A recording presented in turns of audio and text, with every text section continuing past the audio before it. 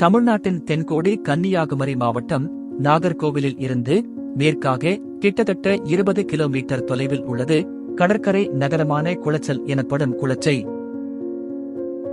ஸ்டை என்றால் கடல் என்று பொருள்.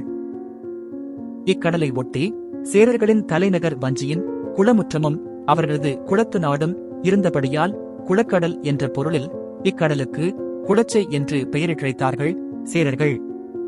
இதற்கு குட்டுவன் கொர்க்கை என்று மற்றொரு பெயரும் இருந்தது.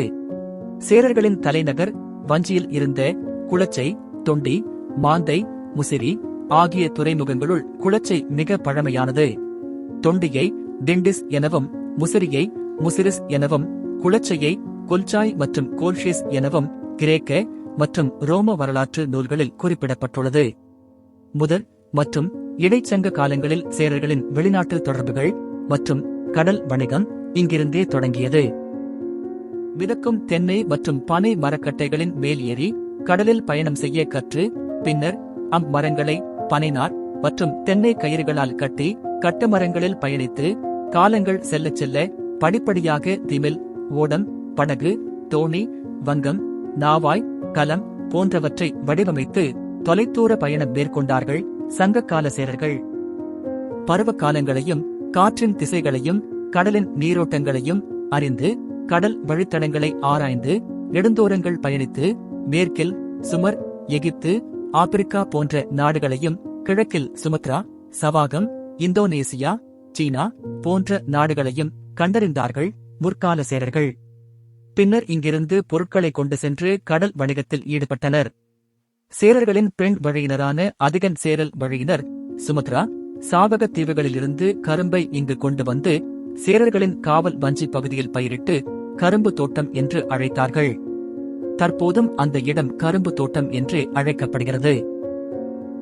சுமேரியர்களின் தலைநகரான ஊர் என்னும் இடத்தில் 4000 வருடங்களுக்கு முன்பு சந்திரனுக்கு எழுப்பிய கோவில் சிதைவுகளில் சேரநாட்டு தேக்கு மரங்கள் காணப்பட்டன. எகிப்திற்கு அரச சடலங்களை பாதுகாக்க பதப்படுத்திய பனம்கள், சாராயம், வாசனை பொருட்கள், பருத்தி துணிகள், மேலும் கப்பல்கள் கட்டுவதற்கு தேவையான தொழில்நுட்பம், தேவதாரு மரங்கள் போன்றவற்றை இங்கிருந்தே கொண்டு சென்றார்கள் சேரர்கள்.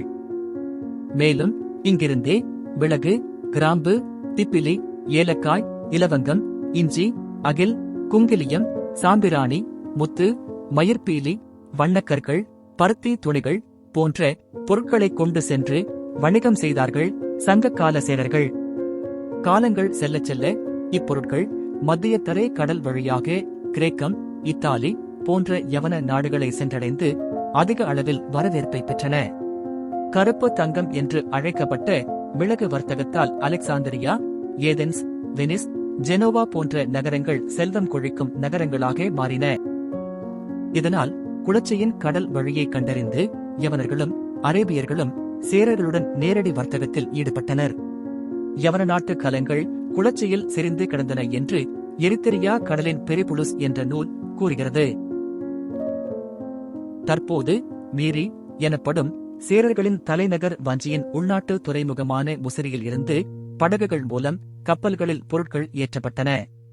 இதனை யவனர் தந்த வினைமான் நன்கலம் பொன்னொடு வந்து கரியோடு பெயரும் வளங்கொழு முசிறி என்ற எருங்காட்டூர் தாயங்கண்ணனாரின் அகநானூற்று பாடல் வரிகளாலும் யவனர்னன் கலந்தந்த தன்கமழ் தேரல் பொன்சை புனை கலத்தேந்தினாலும் என்ற பரணரின் புறநானூற்று பாடல் வரிகளாலும் மேலும் பல சங்க இலக்கிய பாடல்களாலும் அறியலாம். வர்த்தகம் நடைபெற்ற இடத்தை வர்த்தான்விளை என்று சேரர்கள் அழைத்தார்கள். வர்த்தகத்தில் பரிமாறிய பொன்னை பாதுகாப்பாக வைத்திருந்த இடத்தை சேரர்கள் செம்பொன்விளை என்று அழைத்தார்கள்.